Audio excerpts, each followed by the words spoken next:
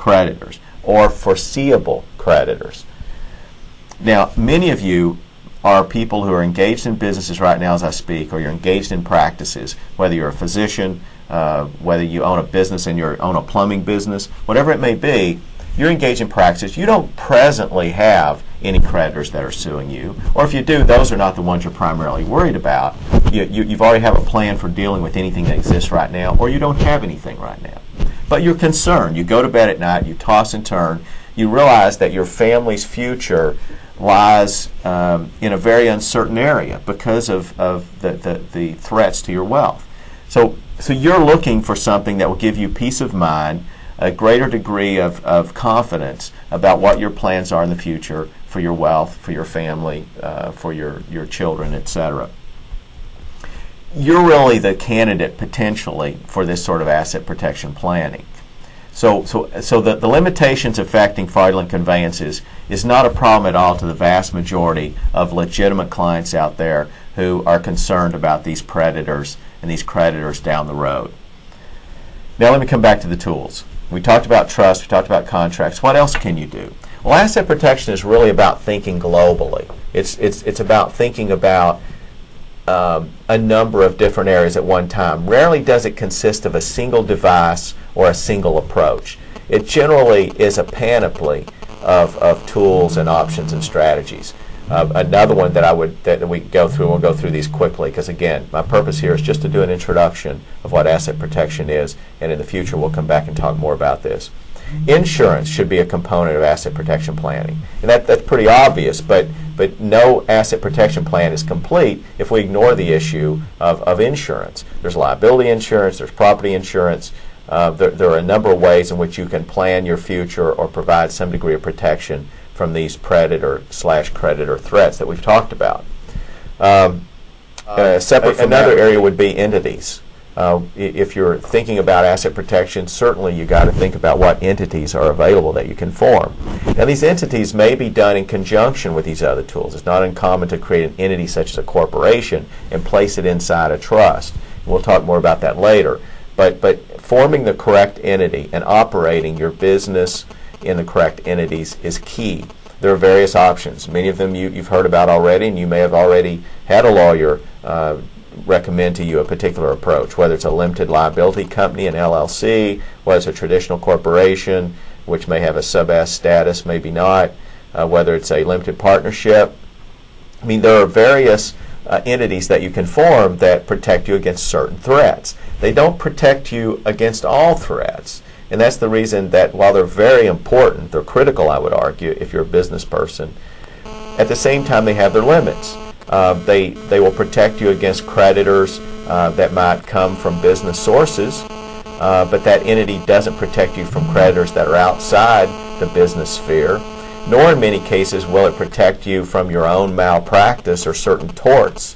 And you'll have to look at your statute, but if you do, you'll find some torts are not protected by this entity, and particularly given your profession, medical profession, legal profession, maybe a little tighter in these areas. The rules are stricter than they are in some other professions. But any asset protection plan has got to consider entities and got to think about this early on in the process of planning. What else is there? There's retitling property. You can retitle your assets. Sometimes it's helpful to have assets in tenancy by the entirety. In some states, if someone sues one spouse and property is held as tenancy by the entireties, then they can't reach the property if it's held that way. That's not true in all states, but some statutes permit that. So you'd want to consider that option regarding some assets. In some cases, you do the opposite. If there's one spouse who has all the risk, if say that the husband is involved in a high-risk profession, say he's a surgeon, the wife is a homemaker, in that case you may want to transfer assets to the spouse, create a revocable trust even, but put the assets in the spouse's name, and those may very well be protected from any creditors. Again, you have to keep in mind fraudulent conveyances and certain rules that are peculiar to each state. But this is a tactic that is commonly followed when, number one, you don't think there's a divorce risk. If there is a divorce risk, you've considered what the implications are under your divorce law. And you've also considered whether or not there's a fraudulent conveyance. And it also has to be true that one spouse has substantially all the risk and the other doesn't.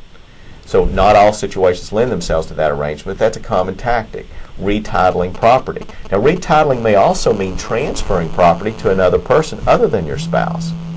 And again, subject to fraudulent conveyance rules, this may make sense. But now that has to be in the context also of your overall plan. And this does trigger estate planning issues. Generally, when someone's placing an asset in another family member's name, generally that's part of a plan that relates to subsequent generations. It relates to estate tax planning, gift tax planning, and other issues. So there are other spheres of the law that unavoidably are related and triggered when you do asset protection planning, and of necessity should be considered. You shouldn't do your asset protection planning without considering your divorce law, without considering your estate planning goals and objectives. So there are other things that come into play, but what makes asset protection planning unique, and perhaps the reason that it's practiced by so few lawyers as their primary practice, is that it does target creditors and predators almost exclusively, and it incorporates these other areas to the extent that it must and it should, but it doesn't make it the center of its focus in terms of helping the client. And that's different. It's very different. So I hope that this has been a helpful introduction.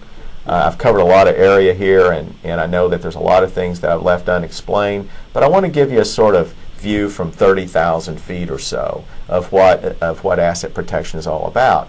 Then we'll come back and we'll take that helicopter view. We'll discuss particular areas. We'll talk about these tools in particular. I'll easily spend at least one show on each of these tools, and probably a number of shows on many of the tools. We'll talk about the strategies and the techniques that are available. We'll discuss some of the risks involved. I'll have guests on when I think it's helpful to you. And hopefully you'll find that this show is a wonderful addition to Dad's Divorce, and you'll find that in conjunction with the other things that you learn here, that this allows you to better protect you and your family, which is our goal. This has been Joe Cordell with the first episode of Cash Counsel. I hope I'll see you here for many more. Take care.